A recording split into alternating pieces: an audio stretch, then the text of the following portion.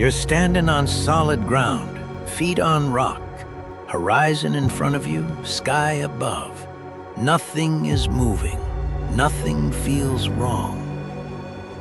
And in less than 90 seconds, you're dead. Not from impact, not from anything you can see, just from being there.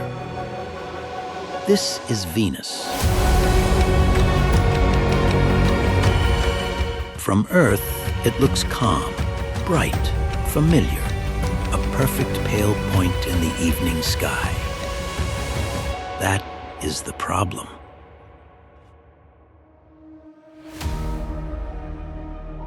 From orbit, it is genuinely beautiful. A sphere wrapped in thick, unbroken cloud, cream and white and pale gold, catching sunlight the way nothing else in the solar system does. It reflects nearly 70% of the light that hits it, more than any other planet. In that sense, Venus is the brightest thing in our sky after the sun and moon. There's a stillness to it, a completeness.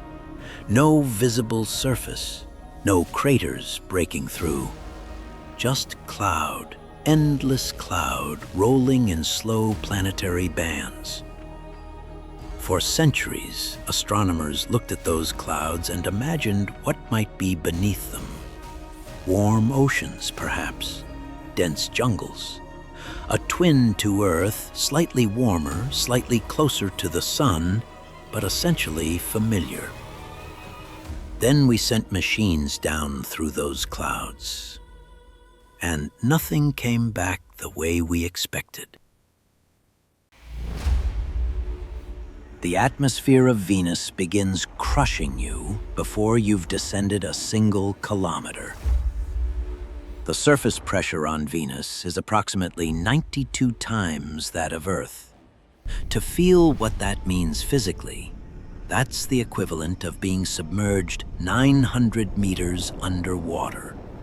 Not near the surface of the ocean, 900 meters down in darkness, where the weight of the water above compresses everything uniformly and without mercy. Imagine a probe, which is exactly what the Soviet Venera missions were, metal spheres, reinforced, pressure-tested to survive conditions that would collapse a standard spacecraft like a tin can. Engineers built them to withstand it, calculated the margins carefully. Most of them survived the descent. The ones that reached the surface lasted between 23 minutes and 2 hours before going silent. Not because of one failure, because the environment simply won. If you were somehow lowered through that atmosphere in a suit, you would feel it before you understood it. Your suit would compress around you, slowly at first, then faster than your mind could process. Breathing would become a mechanical struggle. The air itself would push back against every inhale. Your chest would not expand the way it needs to. The environment doesn't attack you. It simply refuses to accommodate you. Here is where most people stop and say, "Of course, it's close to the sun."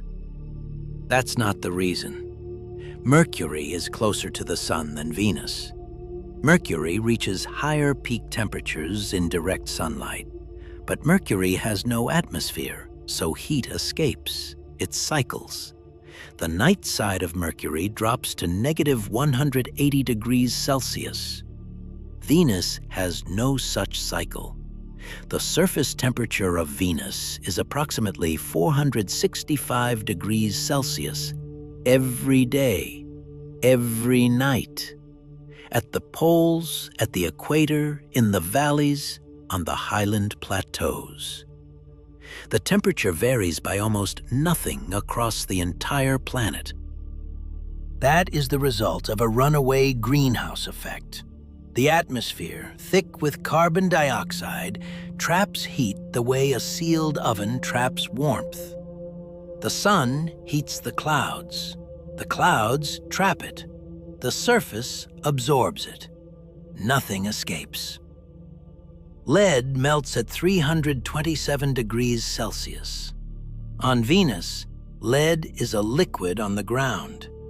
If you were standing there, which you would not be, not for long, the heat would not feel like fire.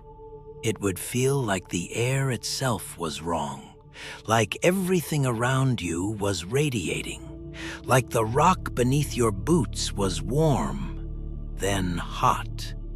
Then the distinction between environment and harm becomes impossible to separate. Your suit would fail from the outside in.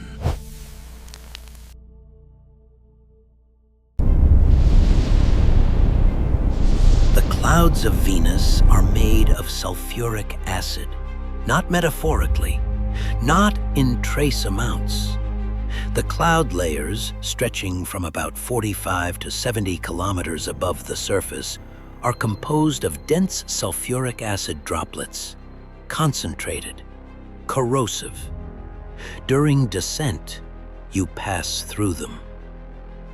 The Venera probes were designed for it, sealed, protected.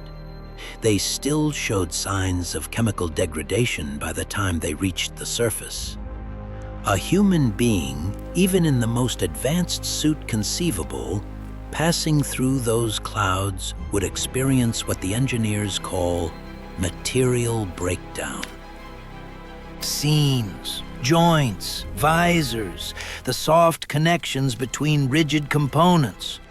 Acid finds gaps the way water finds cracks, slowly, then completely. There is a particular cruelty to this layer. It sits in the middle of the atmosphere, not at the top, not at the bottom. You pass through it going down. If rescue were somehow possible, you would pass through it again going up. You are not passing through it twice.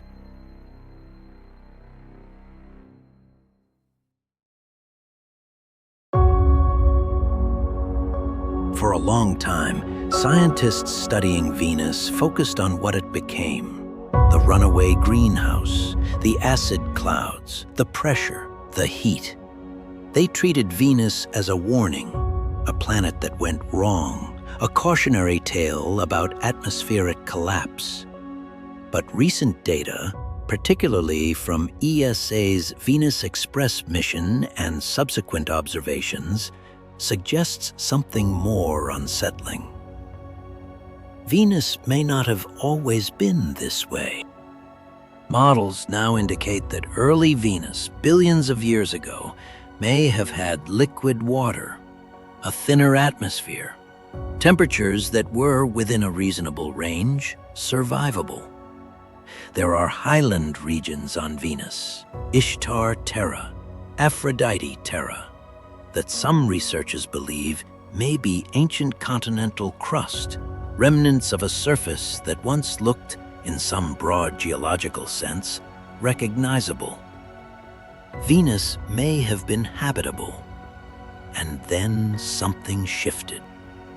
The leading theory involves a slow increase in solar output, gradual atmospheric changes, a feedback loop that compounded over millions of years until the oceans evaporated, the water vapor thickened the atmosphere, and the greenhouse effect accelerated past any possible return point. The planet didn't explode. It didn't collide with anything. It just changed. Incrementally, inexorably. That is not a story about a different planet. That is a story about a process.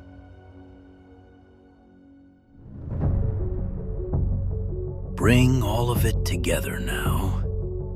Pressure 92 times Earth's. Temperature hot enough to melt metal. Acid clouds you must pass through twice. A surface that kills any known material within hours. No magnetic field to deflect solar particles. Wind speeds in the upper atmosphere reaching 350 kilometers per hour. fast enough that the atmosphere itself rotates faster than the planet's surface. And the planet rotates backwards, slowly. One Venusian day is longer than one Venusian year. If you stood on the surface and waited, which you cannot, you would see the sun rise in the west and set in the east over the course of 117 Earth days. Time itself moves strangely there. The Venera probes are still on the surface, crushed, corroded, silent. No mission has retrieved them. No mission has tried. There is no framework under which sending humans to the surface of Venus becomes survivable. Not currently, not with any near-future technology. The planet is not a challenge to overcome. It is not a puzzle waiting for the right engineering solution. It is a closed system that does not include human survival as a variable.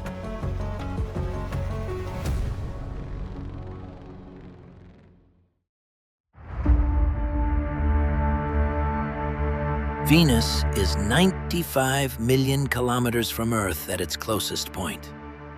Light takes about 5 minutes to cross that distance. It glows in our sky every evening, bright, still, familiar. We named it after beauty. We looked at it for thousands of years and imagined warmth, life, possibility. What we found was a planet that followed the rules, the same rules that govern every atmosphere, every greenhouse gas, every feedback loop, and simply reached a different conclusion than Earth did. The same rules, a different outcome. Venus doesn't warn us. It doesn't communicate anything. It just exists.